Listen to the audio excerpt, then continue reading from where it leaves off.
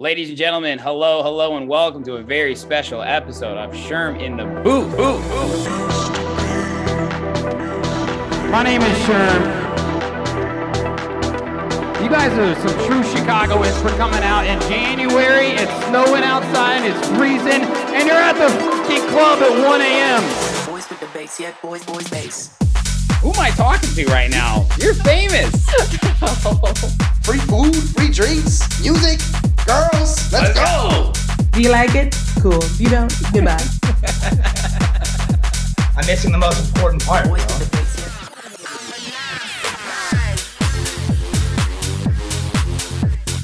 yeah. We should throw like a crazy bar mitzvah party. This is crazy. Semi stems. I finished it. What's up, guys? How's everyone doing?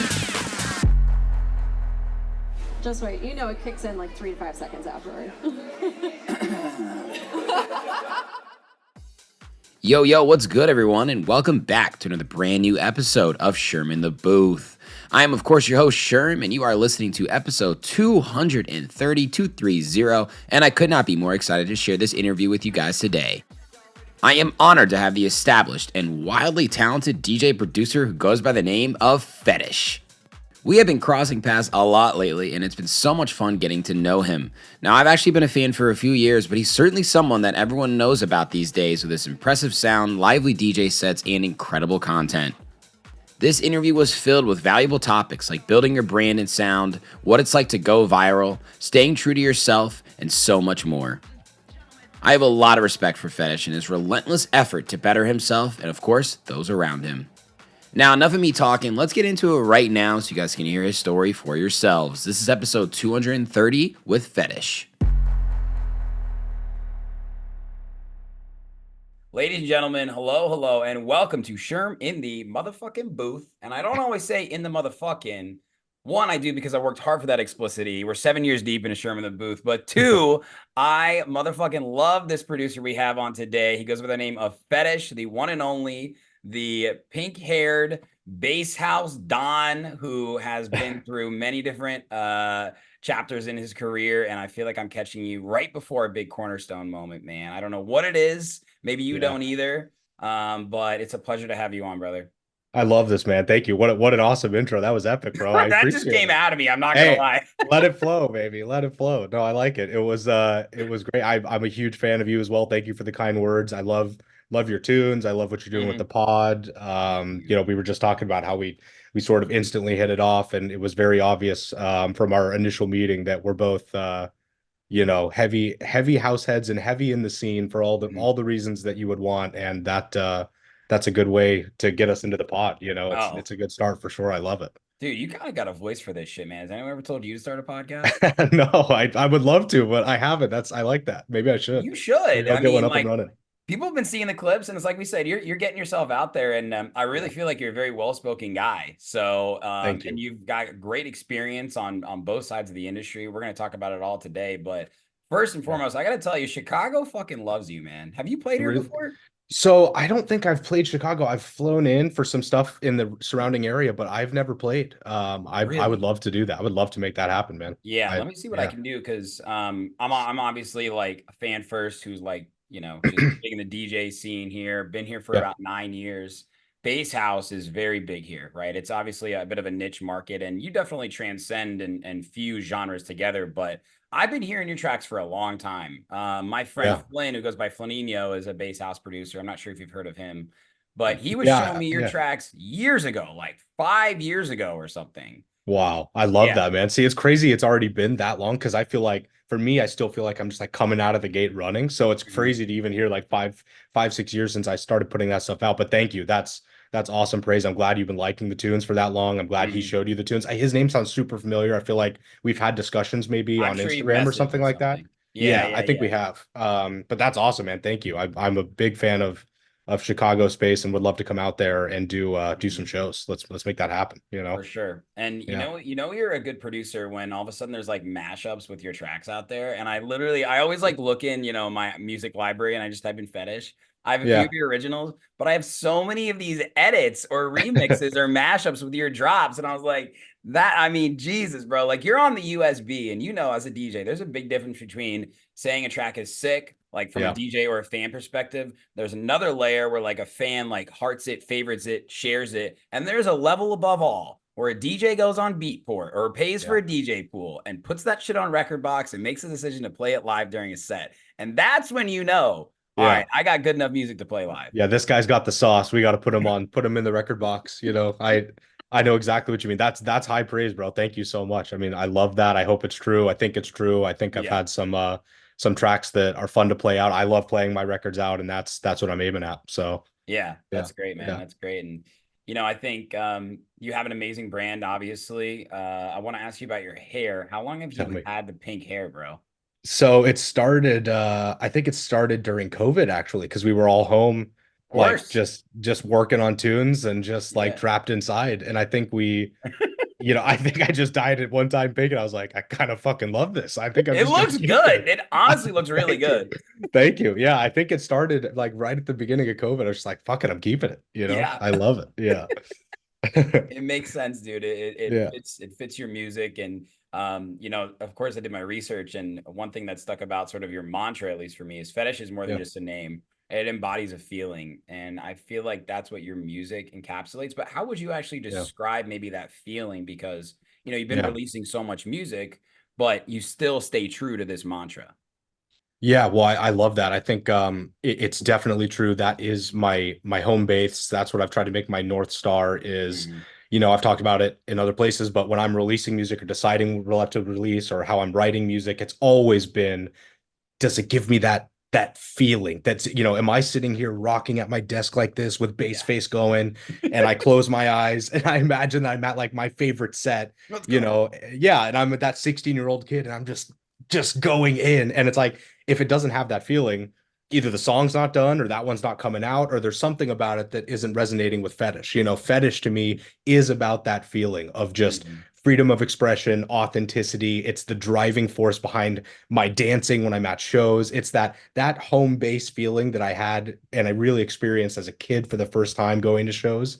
That is home plate for Fetish. So I try to embody that as much as possible and just be that, because that's what put me, you know, on the scene. So that's you. That is you. Like your music is you. And that's just a reflection of me, bro.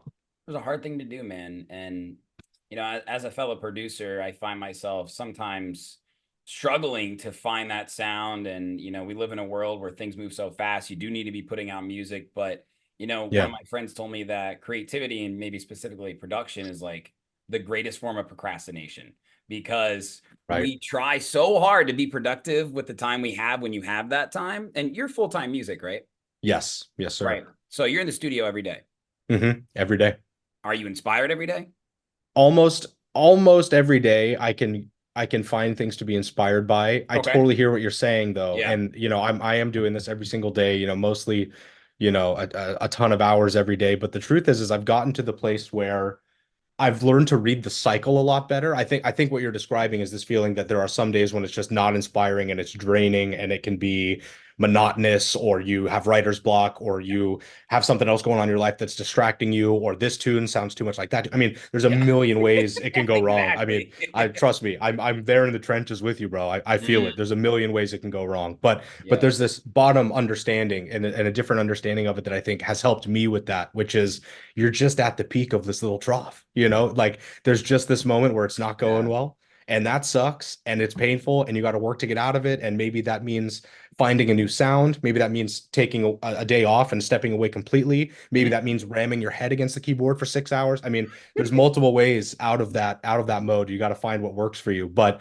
there's a deeper layer of understanding that it is going to come back around. You're going to have your chance again when your creative juices are flowing and you're going to make something that you love. But I know exactly what you're talking about, because there are weeks that go by where I'm in that place. I'm like, Jesus Christ, I'm making nothing but shit and it all sucks and I hate every song and it's like, what is going on? And then, you know, ultimately you end up coming out the other side. So Yeah. that helped. That comes with experience, I think, a little bit too, and it comes with a knowledge of the cyclic nature of being an artist. You know what I mean? Yeah.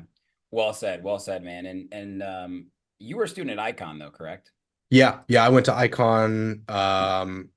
What year was it? It was 2017, I think, or Okay. 2018. Yeah, I've interviewed a lot of artists that have been to Icon or Cosmic Academy or any of these, really, really professional and well-run production courses.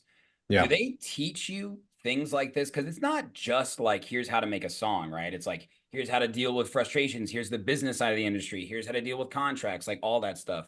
What did they yeah. teach you, like maybe like from a professional perspective about how to continue to stay inspired when you're not feeling it? Yeah, they definitely talked about some of this. I don't know how much of it was really part of the curriculum. I think when I was there, there was a class or two about getting into a state of flow and Okay. learning to respond to your creative instincts.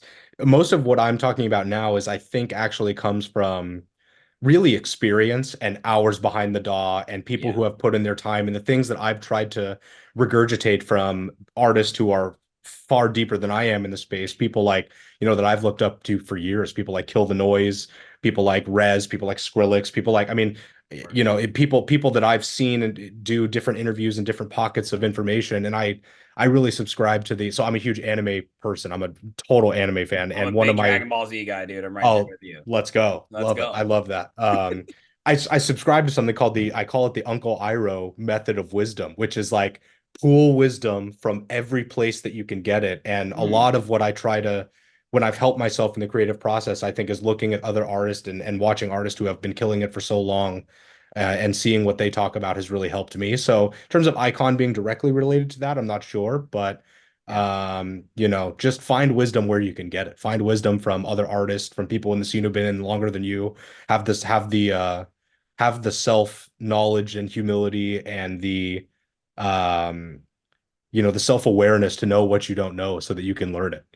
for sure, bro. And Yeah, I asked about Icon for a few reasons, right? Because it is obviously a school that's focused on music production, but yeah, there are so many listeners out there that haven't gone to a production school. Like I went to a Big Ten school, IU, right? Like fucking massive. I went there for school, but I feel like what I really learned from were things outside of the classroom, right? right, So right, I know 100%. you were like roommates with some bass producers, and I'm sure you like met with people like, office hours, things outside of the classroom, right? Do you feel like Yep. that's when you really started to grow and apply some of those things you learned in the classroom?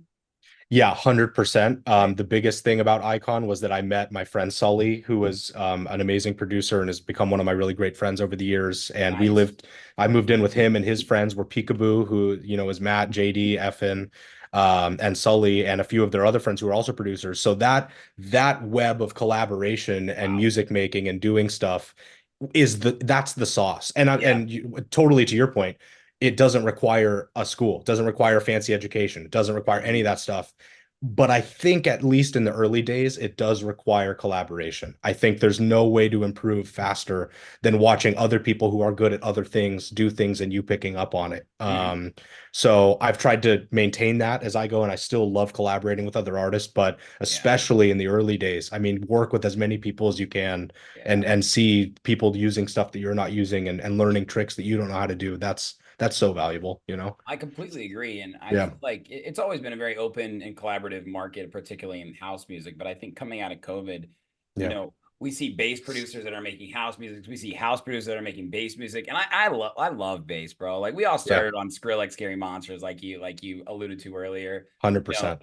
Avicii levels era, right? Like the golden era of EDM. And I feel Yeah. like today and just moving forward is like the most exciting time, not only to be like an artist who's maybe trying to learn production or someone who's experienced like you collaborating with artists like Dr. Fresh and Henry Fong, but also Yeah. to be a fan. Like music is fucking nuts right now, dude. It's It so is good. nuts. It's It is such a good nuts. time to Yeah, be a because we're like, fan. fuck it. No Yeah. rules. We're collaborating with this person. We're throwing this rapper on this bass house track. We're gonna do Yep. a track like like two labels working together that might never have, right? So like it's Yes. collaboration over competition, which I think is just great for fans and artists alike. I love it so much. You put it perfectly, and it really feels like it's this one. It's always felt like this to me. It was my initial instinct of getting into it, but Mhm. it feels like we're in this amorphous blob space where like you said, genres are crossing all these different lines. Artists are working with people they wouldn't traditionally work with. Yeah. Collaboration is really being valued. I mean, what an insane time to be a fan. I mean, if I would be obsessed with it even if I was never making another song. I would just Yeah. be so into it. I just from the fans' point of view, the songs we're getting now are getting bigger and better and doper, and the collaborations are crazier. And like Yeah. it's a really fun time to be a dance music person. You know what I mean? It really is, dude, to be a Yeah. dance music person. And are you only a dance music fan? I mean, I feel like you must be into because some of these fucking bass heads that I know, they started in metal, like metal Right. bands. Right. What music do you like actually outside of dance music? Yeah, it's funny. So I didn't never played metal. I played drums as a kid, but I was Cool. never good enough to like play metal or play like any crazy songs. But Yeah. that was my road in because I love my favorite band is System of a Down. Let's So go. I mean, seeing them, that's one of the only other concerts I've seen that rivaled or defeated dance music in terms of its Yeah. intensity. I mean, that shit live is just off the wall, dude. It's nuts. So I mean, for me, Oh my God. I I always loved like like high energy music. That's always been a thing. So whether it was dance, whether it was rock and metal, I mean, I love old stuff. I love yeah, I love rap. I love lo-fi. I have Yeah. kind of a diverse palette. I like soundtrack music from games and movies. So like Me too. it's kind of all over the place. There was something about the energy, the energy of Yeah. system and metal and rock, and then the energy of dance music that was just unmatchable. Oh, that's so sick, dude. Yeah, I Yeah. always like to sort of diversify like my own palette. Sometimes Yeah. you come out of these weekends and you're like, I cannot hear another fucking hi-hat loop right now. If I hear a fucking Seriously. hi-hat loop, I'm gonna die. I know As exactly what you're like talking about. someone who is literally a house music DJ and producer, sometimes I need a Yeah. fucking break. No, You I know? mean I'm coming back from festivals in my car, like on the drive back from the Yeah. festival, and you're just worn out, and I'm just playing like the softest guitar, whatever Instrumental the piano, yeah. soft, yeah, yeah, exactly. Like, 1860 piano played at half speed, and I'm just like, let me heal. Let 1860 me heal. piano. Yeah, whatever I can find. That's just the most sad, melancholy, low energy vibe on the way back from the festival. It's like, please bring me back to life. Please Please bring me back to life. Yeah. help me, Herbie Hancock, help me Yeah. out. Help me. I need it right now.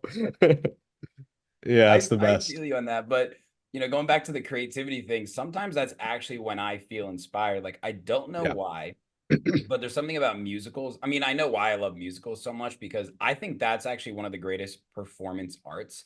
They're Yeah. dancing, they're singing, they're acting, they're fucking doing it all in front of a live audience, right? Yeah. And they're memorizing, lyrics and lines, and the songs are so catchy and the energy is there. So it's like I feel like I try my best as a DJ to like put on that musical experience that people are gonna go home fucking singing the songs, telling their friends they went to this show. Yeah. And there's just something like that. Like most people would ever be like, "Oh yeah, dude, like that house music DJ, he was awesome, man. It reminded me of like Book of Mormon or some shit." Right, right, right. But I'll come Yeah. back from stuff like that, and sometimes the more I separate myself from like the Yeah. nucleus and the epicenter or the eye of the storm of dance music, the more Yeah. I come back into it with such like a fresh perspective. Does that ever happen for you, like in or outside Yeah. of music, maybe? So true. No, it's so true. I was going to say, you're speaking to, I think, again, a bigger point of the sources of inspiration are often not from the actual source or thing that you're doing. A lot of times for me, the sources of inspiration come from, like you said, you're at a different type of art form. Like I can't tell you how much anime and long form narrative storytelling or great movies have inspired my writing in something. Oh, cool. So, I again and it's part of another bigger point, which is that balance is so key. If you're doing just the DJ, just the house DJ thing every day, all the time, that's an amazing pool of inspiration, but it's also limited in that it's just one facet of your life. And there's so many other facets of your life to draw wisdom and inspiration and interesting moments and emotion from that make you so much more interesting as an artist. You know what I mean? That are Yeah, so much more compelling. So yeah, yeah. yeah. I know that resonates with me, and I'm sure a lot of people out there. I feel like I talk about this all the time, but like the younger generations, right? That I wasn't allowed to get a phone until I was like 13, right? We didn't have Facebook or MySpace or social media or all that shit till we were a little bit older. Right. And Right. there's something that is I fear to be that could be lost on younger generations, and the younger generations are so important to me and you and just like the world at large. And that's why, like, I always, if they're younger producers and they're like, Yeah. I'm doing this on social media, I'm doing this in the back end, I'm doing this, I'm making content. I'm like, I need you to like sometimes forget about that shit and Yeah. go outside. Yeah. Seriously. You know, Yeah. like Go. go on a hike, like Yes. fucking go to a dog park, even if you don't have dogs. Just like Yeah. interact with the world as it is without the technology aspect of everything we do. And it's Yes. really hard to do. Like, I don't care if you're younger or older, but like my mom uses fucking Instagram sometimes more than me. And I'm like, you got to get Right. off that shit. Yeah. What are you doing? Like, get Yeah. off of there. Yeah. Yeah. What are Yeah. you doing? She's like, I'm Yeah. liking and commenting on your shit. I'm like, I appreciate the engagement, but you know. Yeah. Yeah. That's awesome. Yeah, but Yeah. there is something to be said, and that's why, like, I feel like this year, you Yeah. know, it rolls back into the collaboration, the music and everything, but like festivals obviously were fully back sort of last year.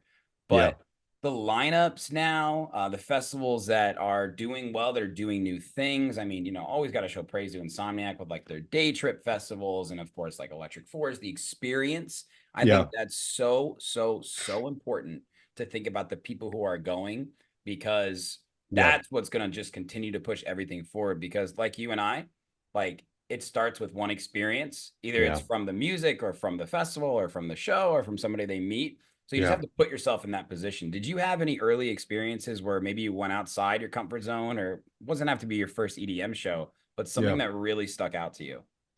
You know, there were multiple. I've been going to concerts way before I was going to EDM shows. I was going to concerts as a kid, you know, and there were many that stuck out to me that were like kind of life-changing. And I think EDM was no different. When I went to my first EDC, there was a show I saw Skrillex play in LA, you know, on a very, very small rooftop when before Bangarang had come out, and it was really early days. That was sort of a game-changing experience. So there's been multiple of those sort of flagpole events Yeah. that were game changing. And I think, like, as you're describing again, they're all, even though they're music related or some of them are at a show, you know, they're not all about sitting behind the screen or putting in hard time and work at whatever you're doing. That's super valuable too. It's not, don't write that off. Mhm. But for, especially for newer producers, I would say don't dry up your sources of inspiration, your wells of inspiration, you know, go out, use them, just develop them in the world. And Yeah. you're going to have a much broader palette to pick from. It's all about balance. You know, it's all about balance. God damn, you're wise, bro. Thanks, bro. I hope so. I don't think so, but maybe there's something here that's wise for someone else. Hopefully, I we'll mean, see. for, you know, a bass house producer with pink hair, you certainly got some things figured out. I hope so. Hey, I hope so. It comes with being, you know, again, it's hopefully it's a testament to me having been in the scene and been a real fan for as long as I've been one. It's like you Yeah. do learn some shit along the way for sure. And it's been a long time of me dancing at shows and figuring out what I love about this thing, you know? Yeah, for sure, man. No, Yeah. I've said a few times like you're a bass house producer, but I've also acknowledged the fact that you're certainly multi-genre. And I think Yeah. that goes with the day and age we're in. How could you characterize your music in a genre, or is it ever flowing? So I try not to really, because I think that the less boxing and the less phrasing I put around it, the more fun I have when I'm making it. But the truth is, I think you could call it that. You could say it's bass house, you could say it's tech house. Yeah, Some people would say it's down tempo from some of the songs that I have that are closer to 100 BPM. for So, sure. you know, house music, kick drum on the quarter note seems to be the sort of home base for a lot of what I do. But I have a song coming out that's halftime, and it really isn't that. So that's kind of different. And I'm, like I said, I'm making lo-fi and some other shit that I really like that's a little different. So I think Wow. there's you know, it helps to have the genre names when you're describing it for people for sure. But in terms of the writing, I Mhm. try to not wrap it, you know, too much until it's done. That's great. Yeah, That's amazing. And you know, with Hood Politics, obviously it's a traditional tech house label, yeah, but where I find inspiration and where we've had a really big following is through our edits that we do. Like, we've released some absurd edits, dude. yeah, Like, yeah. absurd. Like an Indiana Jones theme song edit. Like, Love that. come Love on, that. why Yeah. the fuck not? Right? And like the Why? list goes on and on. Like,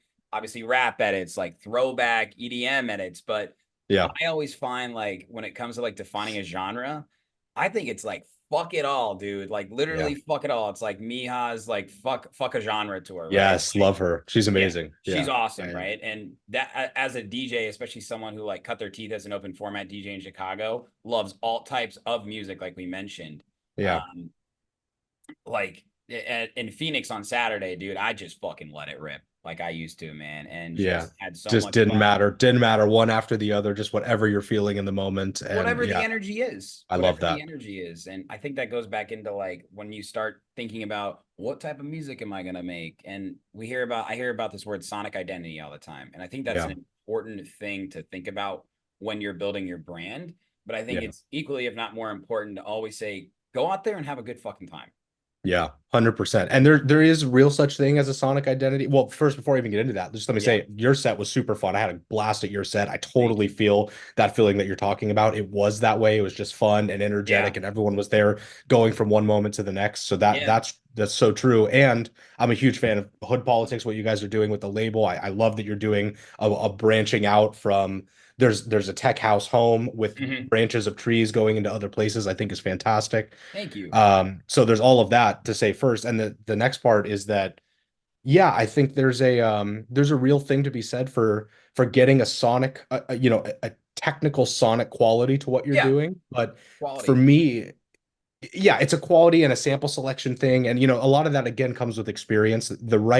For me, the right home base for Fetish has always been, does it give me that bass face feeling? Is it giving me that? And even bass face is almost like, can I close my eyes, feel like it's bringing me back to that home base of authenticity? I'm really Yeah. locking in with it. And the rest of it is tertiary. Whatever genre I call that, tertiary. Whatever sounds I use, tertiary. It's like, Love that. is it giving me that sense? If the answer is yes to that, I'm running with it. Yeah. Wow. How much fun is it when you do give yourself a bass face? Oh, it's the best. That's the best feeling ever. I'll stand at my desk like a psycho. I'm alone in my room. Nothing's happening. I'm listening to the song and I'm just like, oh shit. And and I just got to pick up my phone and just, total lunatic, but I just love it. Oh, Love it. that's amazing, bro. Yeah. Okay, so I want to talk a little bit more about some of your music. I think even though I've known about you for years, I didn't Yeah. actually even discover this song, and I just want to quickly get the story of it because I think it is important to provide context in today's day and age.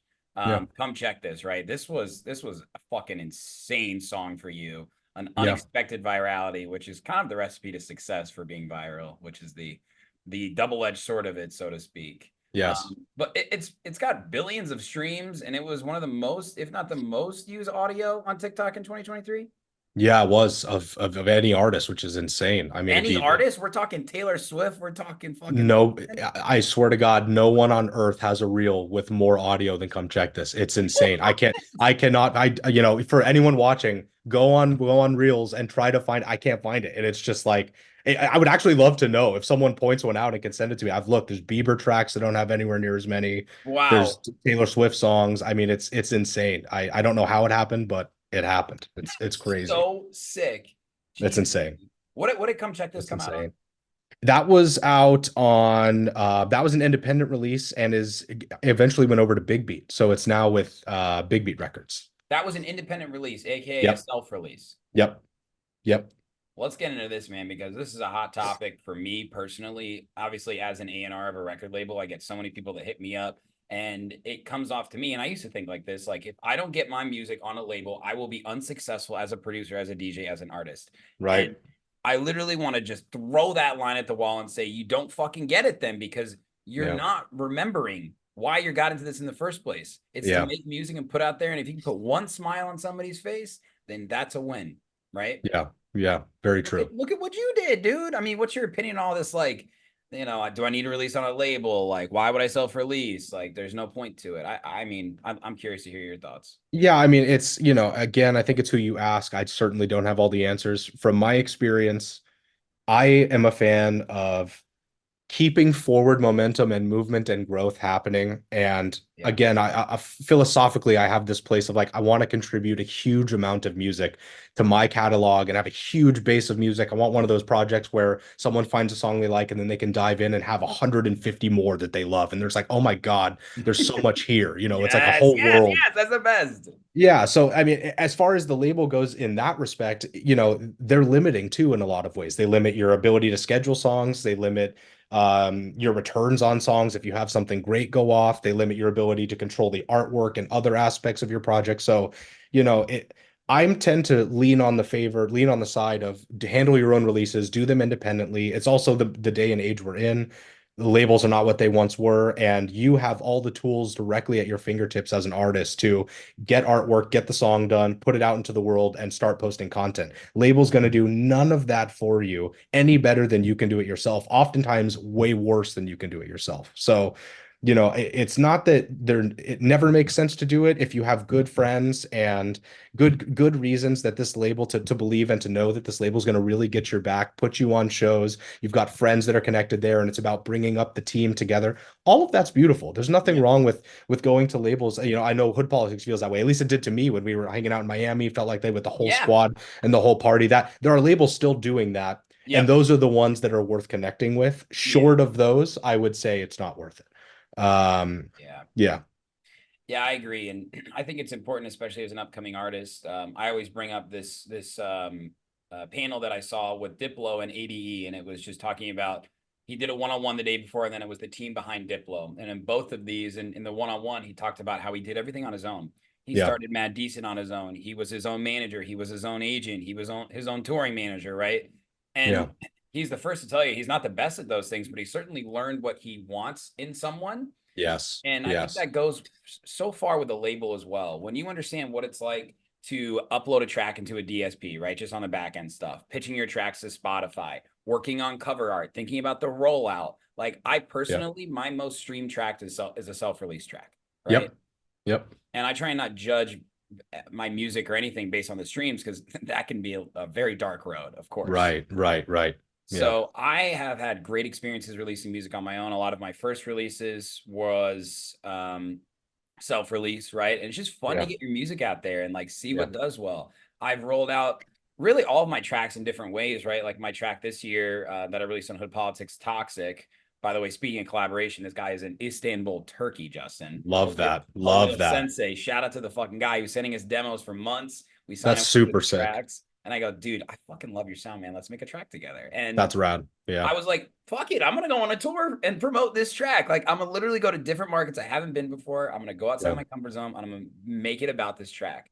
I have done last minute self-releases, right? Where it's like the element of surprise. I've rolled it out. I've teased it with live videos. I've DM'd it to DJs. And now I feel like, one, larger labels look at that stuff, and Hood Politics does as well. There's a lot of qualities that go into the music that's important, but it's also, does this artist give a fuck about their brand and their music, and do they believe in themselves? For sure. And look, you are always going to be the driver. That's so true. Like no label, whatever your situation is, you are in the driver's seat of your own project as an artist, and you have to know that you're going to work harder than anyone to spread the word and get those things out and do all of that. But I do think there's a bit of a predatory might not be the right word, but there's a bit of a there's a bit of a trade-off that a lot of new artists especially fall for, where they think the label's going to come in and do all this stuff, partly because the label says they're going to, and then and then they end up not doing it. And that's just simple, straight up relic. They're relics of a time from when they used to do something and they don't. And it's not to say they can't go right. It's not to say they're all like that. I think finding groups and groups of people that are more like what you're describing. They're more like a group of people who fuck with what each other are doing that happen to be a label, more of a label that tries to call themselves a group of people that fuck with what they're doing. You know what I mean? So it's all about where the soul and the intention is. But they still do exist, and it just depends on finding the right moments, Yeah. And speaking of self-releasing, let's not forget about SoundCloud, the foundation of electronic music culture, in my opinion, in many different ways. In the day, dude, when I first started DJing, you got people like Blau going on world tours for making a fucking mashup. You got people like Cap Slap, if you remember him. Like all these people that were just Chainsmokers started on SoundCloud. They did. Crazy. And Hype Machine. And you're a big SoundCloud guy. I'm pretty sure you put out your songs to stream when you do self-releases on Spotify, but you put them for free download on SoundCloud as well, right? I do. I try to make them available for whoever wants them. Whoever wants them, go grab them. They're all there. They're available. I think I never want to be money a reason why someone can't listen to something. So there's links there for almost everything. I think pretty much everything is available on SoundCloud for people with download links. So It's awesome. And I went back, dude. I think your first release was a Stereo Love Edit Fetish. Yeah, the first thing ever was like this Stereo Love edit. It's still there. Yeah. It's so good. I can't mean help the it. remix isn't so good. That original was so good. You can't not try. It's so good. You gotta give it a shot. And you just, I mean, talk me through like when you Yeah. were about to release this, right? You just said, fuck it, I want to get myself out there. I'm gonna put it on SoundCloud and see how it does.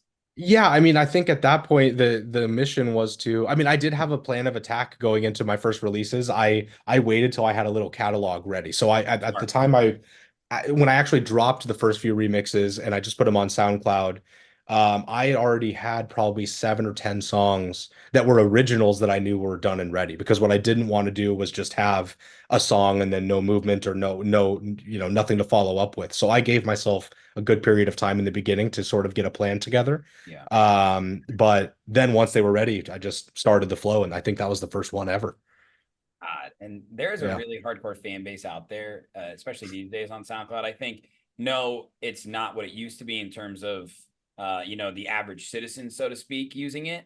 Yeah. But when I think about fan bases, and I, can you allude to hood politics here again, right? Like a lot of DJs are fans like us, right? Yeah, And these for are sure. young, hungry producers, men and women that are just like out there looking to like get involved in the industry, and they're on SoundCloud. We're on Hyped It. Like that's Yeah. where we are. That's where Yeah. I heard you, bro, on SoundCloud like I 5 years love it. ago, right?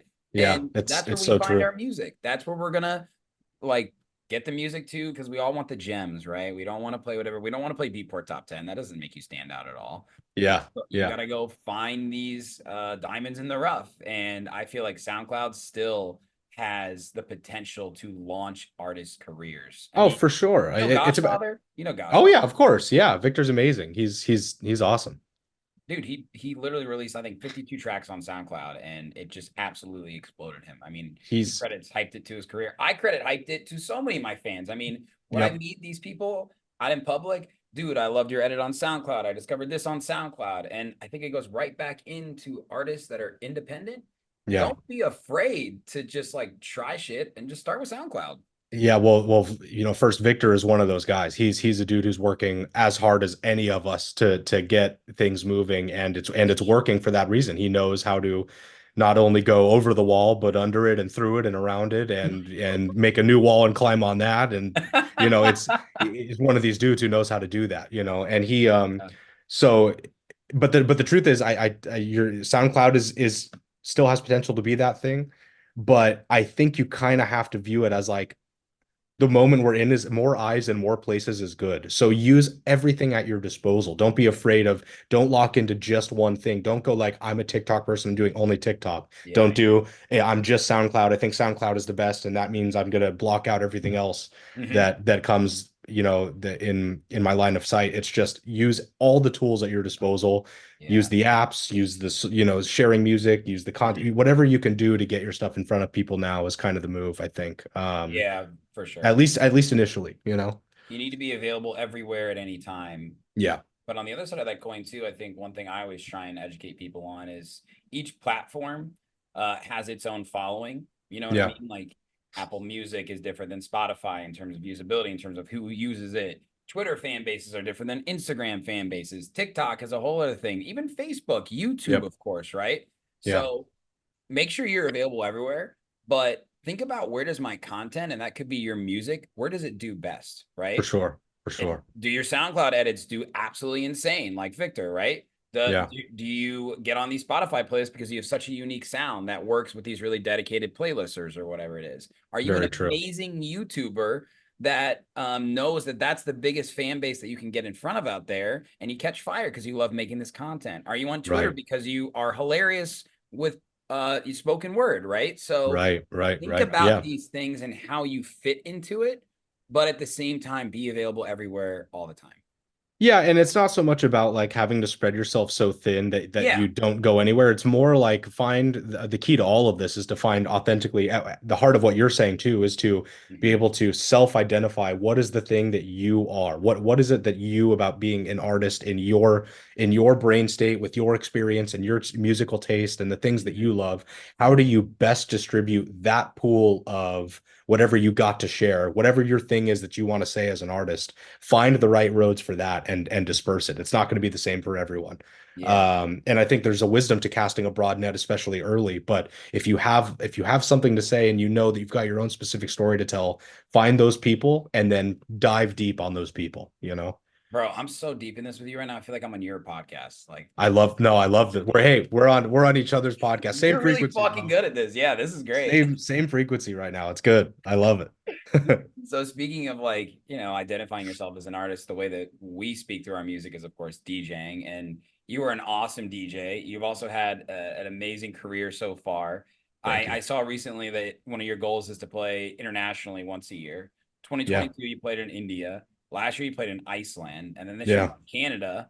But let's start with India because you started a riot. I did. I started a freaking riot in India. I don't know how or why this happened. It was one of the most chaotic nights of my life. What? Yeah, India's it was. crazy, dude. I've been there. It's wild. It's an amazing place. I mean, It I is loved amazing. Yeah. it's just nuts. The whole thing about India is crazy. I mean, They love the- Americans too, dude. You're like, they, they're just really amazing people. And they it's are. such They a are. culture shock because of Yeah. like there's no middle class, right? So you're at Yeah. some nice hotel or whatever you were, right? And then you go outside and it's just like completely different world. There's fucking cows walking across the street. There's fucking Yeah. bikes, like little cars driving around each other. And Yeah.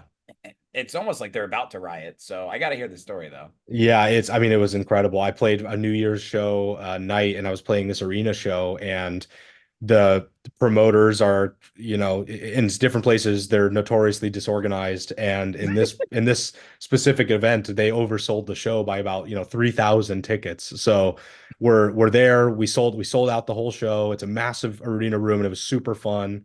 Yeah. And the VIP section in the front, it's funny because you can see it in some of the videos I've been posting. Someone had the genius idea of blocking off the space where about a third of the people would have been up front by the stage.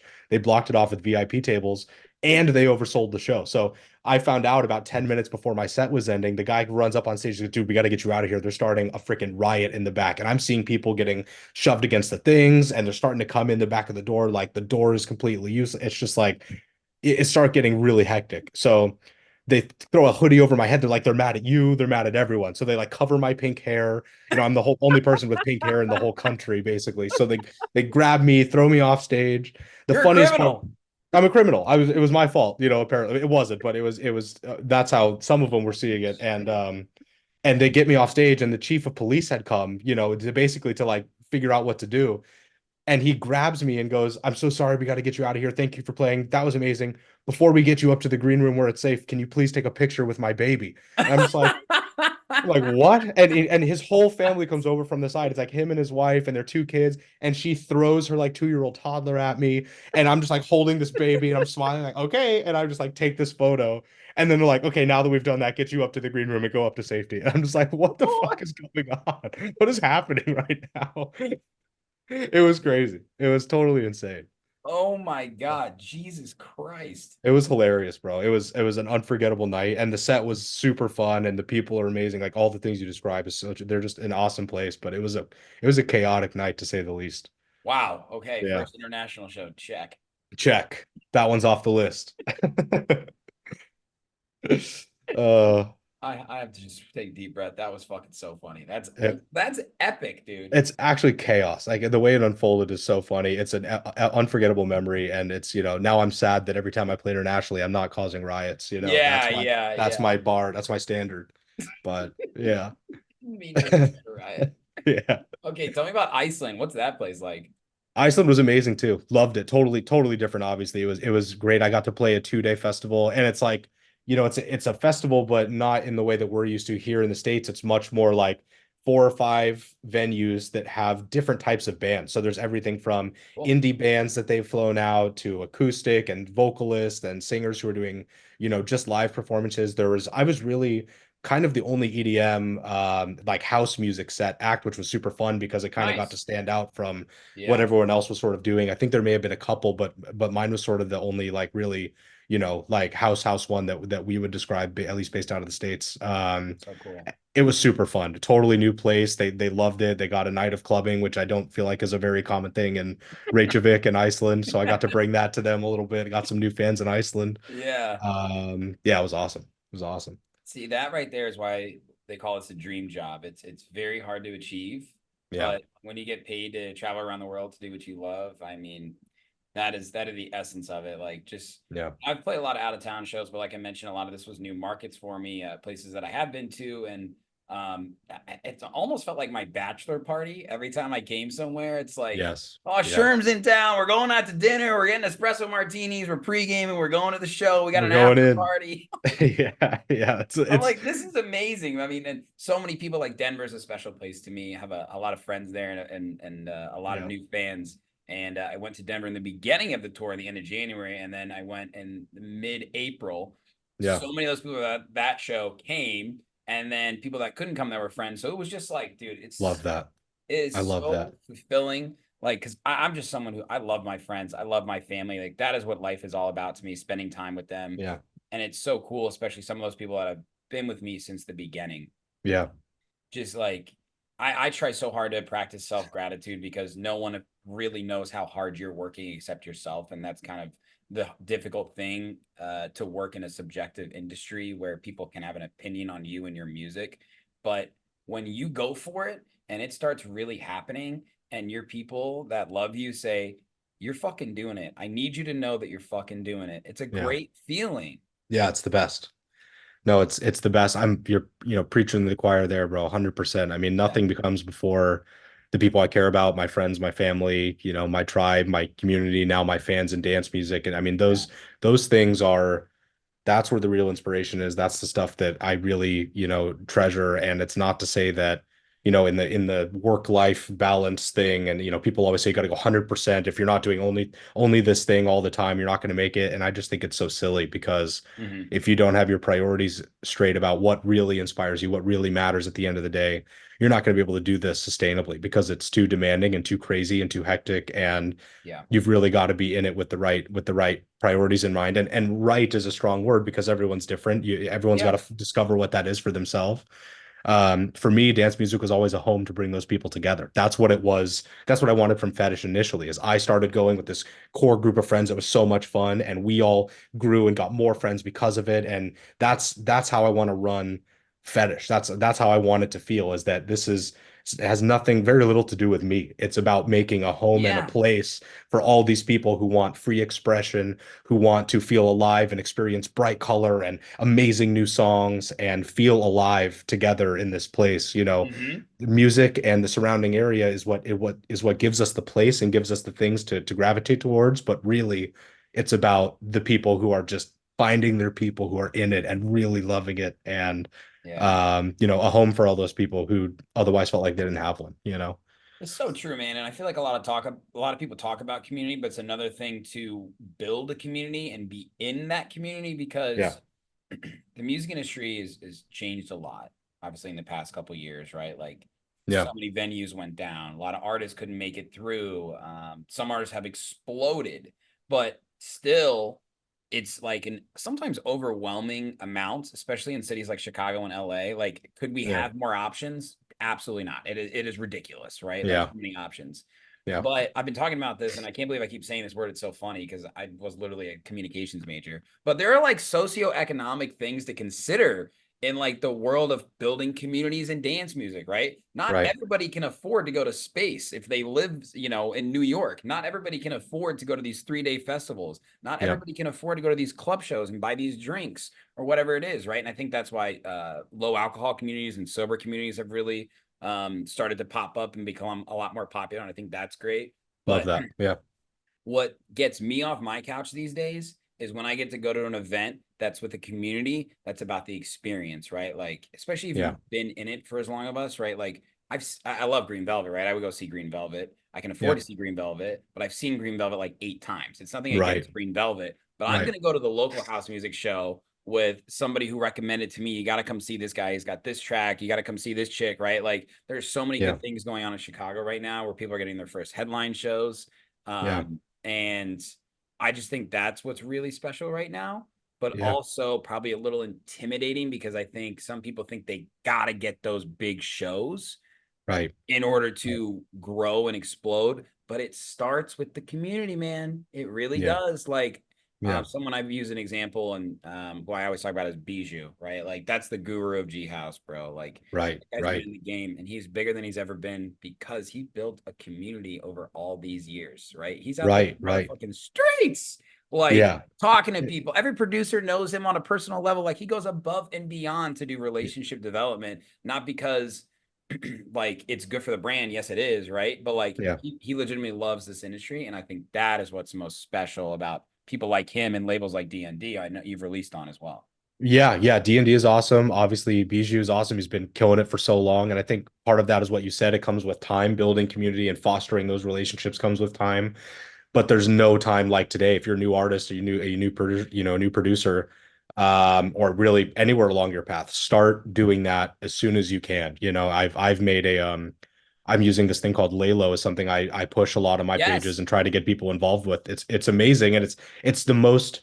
I wish I had this so much 10 years ago when I was in the scene. I wish I could have like texted Rez and been like, "Hey, I Yeah. had the craziest time of your set. Thank you." And like, Yep. sure, we had Twitter and there are different ways to get messages out, but I don't think people realize how cool it is to have that direct line of connection when you really want it with the artist. And that's what my Lalo is. It's like I'm just spending a bunch of time throughout the week responding to people that are saying when's merch coming, or what's the next show like, or I love this track. And it's like I also want to see their creative projects, because what I'm finding is my music, and especially with the songs that have gone viral, are acting like these bridges to all these other amazing people that are like, I saw your song on this thing and I really want to, I make these resin clocks and I had to send you this resin clock that I made because it's like so crazy and interesting. Or yeah, or like this guy who did like a beatboxing take of like, come check this and send it to me. And it's like, there's so many cool ways to connect with people doing cool shit. And Laylo is one of the best because you get a direct line of texting straight to their page and you get to really talk with them. And it helps us because we can, serve cool shit out to them even faster. So there's multiple ways to do that. Laylo is just one. The thing I've always been a fan of is just talking with people every time I'm at shows, is hanging out early before the set, hanging out after the set, Same. vibing with whoever was there, saying what's up, making sure they know that I'm not only appreciative of them being there, but we can just party together and have a good time. Yeah. All of those things go a really long way. Again, always trying to take yourself back to the place of the fan. It's like, what would you have loved when you were early ripping it and those feelings are all super strong? You're like, I've loved this person, I love the set so much, or even now, but Yeah. really take yourself back to those early days. Like, what would you have loved? What would you wish you had from your favorite artists and your favorite shows? And that's what I try to bring for all the Fetish fans. I love that, man. And Yeah. another good one is Discord. Of course, these Discord communities. 100%. You got people like Truth and Lies who have an amazing Discord community. West End is a great example. Yeah. Just seeing his career skyrocket, especially over the past couple of years. He's been in the game for a long time, but his kick and bass community Yep. is really special, right? Yep. Lee Foss has done this with production classes. Lots of people have. And I think you can't for a while, I feel like it was a thing to be like the cool DJ who doesn't acknowledge their community. You know what I mean? But like, Right. you ain't fucking Mala. Like, you got a voice, bro. Like, speak Yeah. to that. Like, who are you? We want to know you. We sometimes people desperately want to know you because if you do look at that this in the business perspective, either people want to fucking be your best friend or they want to marry you, right? Like, neither of those sometimes can happen, of course. But there's something to be said about just the emotional aspect of those two things. Of And course. that's why it's so important to stay connected. John Summit does an amazing job of this, right? Like the fact that you can find him walking around electric forest afters. Yeah. It changes. like, It changes. Okay, he's a real dude. Yeah. Exactly. Like he Exactly. is just like us. So I always encourage artists to not forget who you are.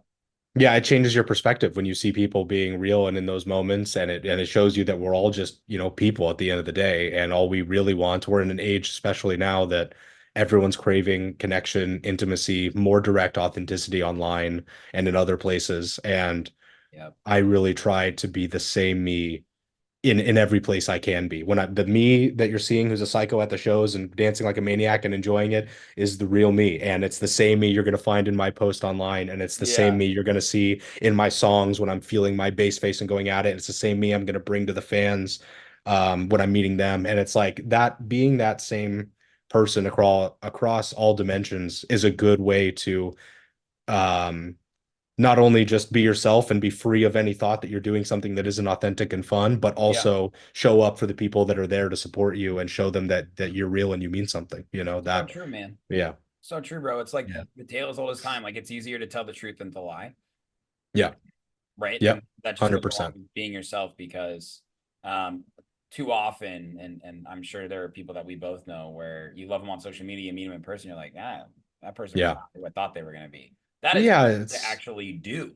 It's painful. It's a painful experience when that happens. And I think there's just a feeling of betrayal there that you thought you knew someone and you didn't. And the heart of the home base for Fetish has always been and remains to be self, actualization, real energy, and self-expression to the fullest of whatever that thing is that you love and find in your life that gets you off the couch, that makes you passionate, that gets you up and working and excited about something. That's Fetish at its heart. And that's what I want to put forward, Dude, I got a fetish for fetish. Is that okay to say? I love it. I love that. More fetishes for Fetish.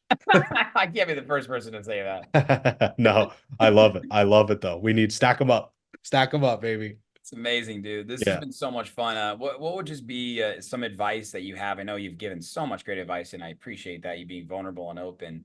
And certainly the opposite of a gatekeeper. If there's someone, everyone says someone entering the industry. Let me flip that a little bit more. Someone that maybe has been in the industry for a few years and doesn't know what the next level is. What would be your advice to them about how to take it to the next level? Like, how do they get that cornerstone moment? How do they work towards it? Yeah, that's a good question. Let me see. That's when most people stop. It's exciting to get started, but it's tough to keep going.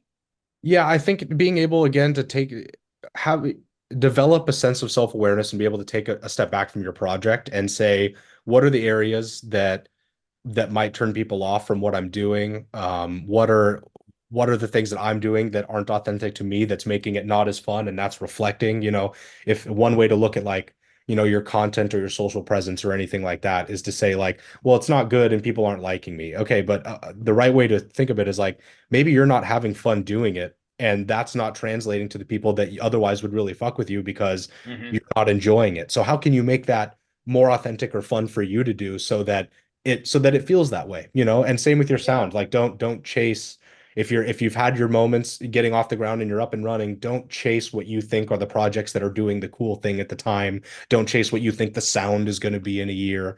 That is a road to not only you not having fun doing it, but also missing the mark because we're often not as good at doing those things as we think we are. And I would say follow your truest instincts, whatever that is, musically, with your presentation of your project, with the people you align yourself with, and really trust your gut on those people. Meet them in person. Don't just follow labels because they say something because you think it sounds nice. Really go with your instinct, and that'll take you pretty far. That's great advice, dude. Yeah. Damn. And one thing that I've learned a lot recently is I need to practice what I preach. Being your own biggest fan, not getting too stuck in the mud with imposter syndrome, like really believing in yourself and having fun. And that was something that I leaned into very heavily just for the start of this year. And sitting here now, I'm feeling so good, and I'm just feeling that energy from you, bro. Are you excited about the brand right now? I love that so much. I'm glad it's rubbing off on you, bro. I'm so excited. I mean, I'm hyped. I feel like Fetish is firing on all cylinders, and it's like I've got tunes are ready to go. I've got a good feeling about what's coming up in terms of releases and shows, and a team built up with some infrastructure. And it takes a village. No one does this on their own. It takes a village to make things happen. And I'm adding people every day like you who are amazing creatives and producers and other artists into the fold that are amazing, conduits and helps me think through my ideas in podcasts like this. So I'm grateful to you, bro, and to everyone who's helping me build up. That's great, man. What can you tell us that's coming around the corner that you're able to talk about?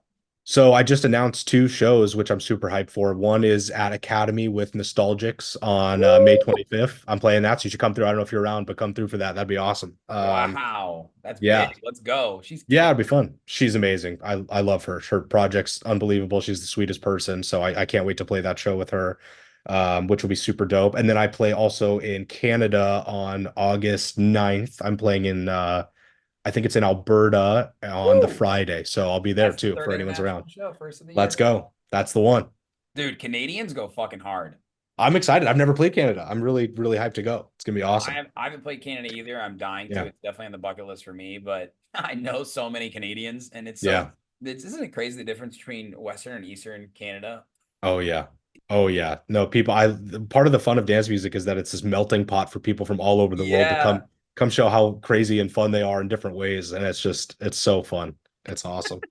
That's awesome, bro. Well, Yeah. Fetish, congratulations on all your success, man.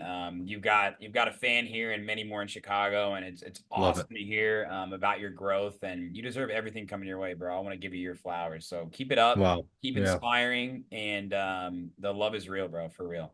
Thank you so much. It means a lot. I feel the exact same way. Let's make Chicago happen and hopefully get some shows in together here coming up would be awesome. Sounds good, brother. Thanks for taking Yeah. the time, and for everybody that listened all the way through, make sure to follow this guy at It's Your Fetish. It's Your Fetish. All socials, It's Your Fetish. Love it. I fucking love it, bro. God damn, man. You're a legend. You too, bro. Appreciate you. Man, do I love Sherman the Booth. Oh, hey, I think you do too. Hope you enjoyed that piece of content. If you're looking for more, make sure to go to my YouTube channel and hit that subscribe button and turn on all notifications so you don't miss any upcoming Sherman the Booth interviews, live sets, new music, exclusive artist interviews, Sherm's Word, sub-pack reviews, and more. This is your one-stop shop for everything entertainment. Cheers.